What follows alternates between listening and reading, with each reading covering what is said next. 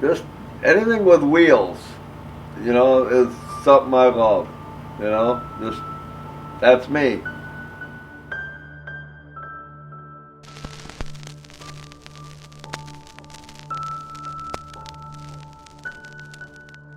Alright, I'm Dennis Federspiel.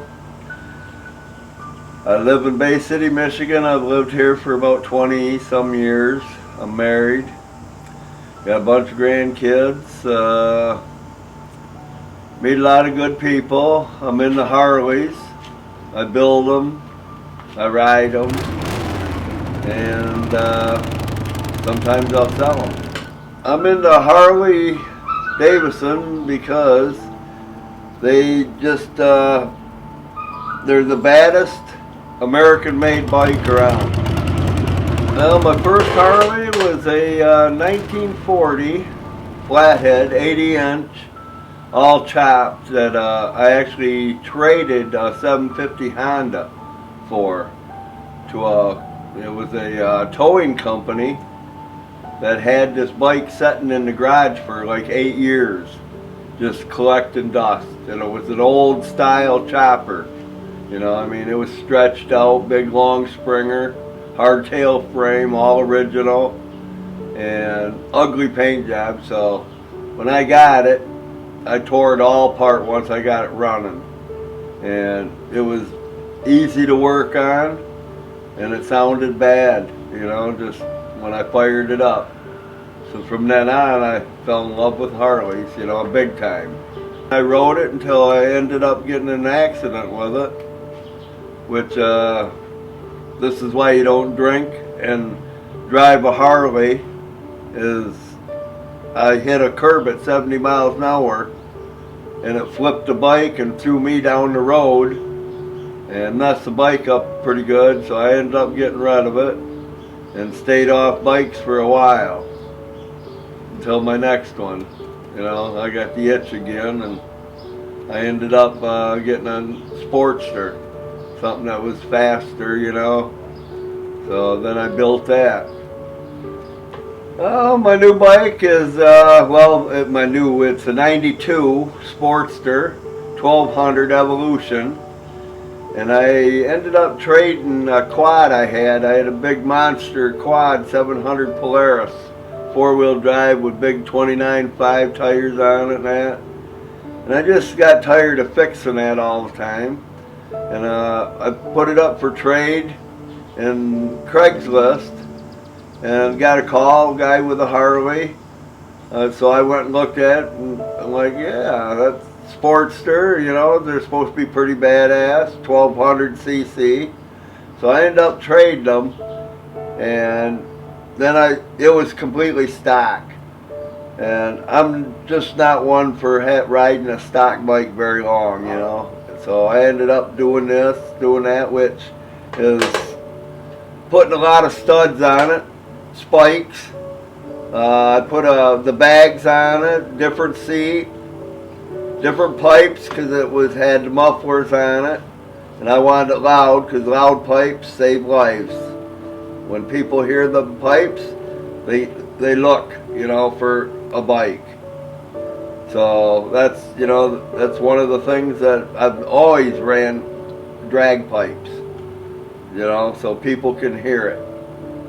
And I put the fairing on it now, little windshield to keep the air off me since I'm getting older.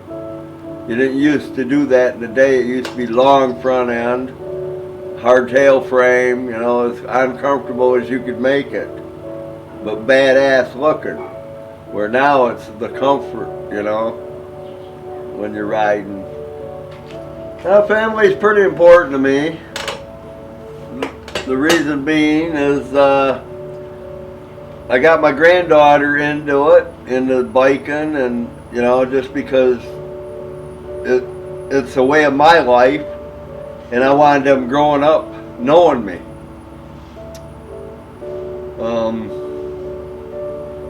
So I've had my granddaughters, all ride motorcycles. I got 13 grandkids and 1 great grandchild. It's hard, to keep track of them, especially when the kids, I don't see them. you know. So, and then I bought motorcycles, little mini bikes and stuff for them to, you know, ride on, electric scooters, get them into the stuff, you know, early, so they know, you know, how it is. And one of them really loves it. She goes on bike runs with me, you know, and she has a good time, you know. Then we've been on bike runs where even the biggest, baddest biker, I took a picture of him with his bike and he just looked mean. And I had my granddaughter go stand by him and took the picture, and it was just like he turned into a teddy bear because of her smile. But yeah, that's what she does to me all the time. Right? I have 2 dogs, if you don't hear them. The one's a little spoiled pit bull, and she's about a year old. Her name's Sadie. And then I have a Doberman that's probably about 5 years old. She's fixed. Her name's Kahan. And they're both black, because if you look at my Harley, I like black. So plus they protect the bike. They live in this garage. They, you know, if anybody comes, I don't know if they'd walk away, you know, because they're badass. Back in the day when I used to ride my flathead, we would, I hung out at Jibbaway Island in Saginaw. That's where I grew up. And I used to ride with some of the outlaw guys, party with them, you know, outlaw bikers and that. But there's no difference between them and a regular biker as of today. You know, they're all people, you know. So whatever you think about bikers, you know, it's what you make it, you know. Because I've hung with the baddest mans, and then I've hung with other ones because I belong to Hog now, and that's the biggest club in the world, evidently, is what I've heard. And but they're you know, it's just everybody just loves to ride, and that's what Harleys are about. Just getting out there and hearing them pipes. Well, there was a time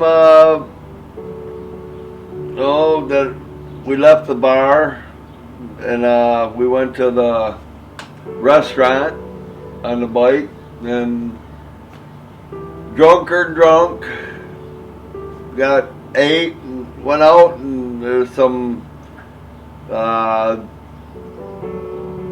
my headlight was busted out of the Harley, and we looked around, and the guy that was with me at the time, they started cutting tires. So the cops, you know, come, and they told me just to ride the bike. You know, I mean, tires were cut, headlights were busted. So I took off and started riding home with no headlight. Got pulled over by the state police. Ended up, I had 2 joints on me. They searched me because they knew I was drunk. So my buddy ended up driving the bike home. I ended up going to jail, getting charged, you know, with DUI and usage or marijuana, whatever it was back in the day, which back then when I got all and done, it was a $50 fine for drinking, or $75 drinking, and $50 for the 2 doobies. Now, you get caught today, different story.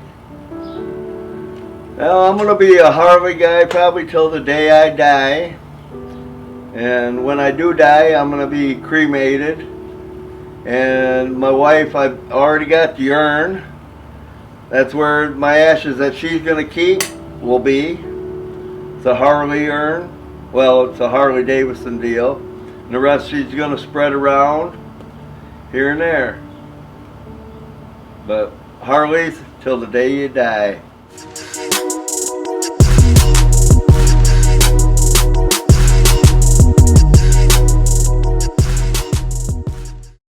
Harley's the best, fuck the rest, so buy a Harley.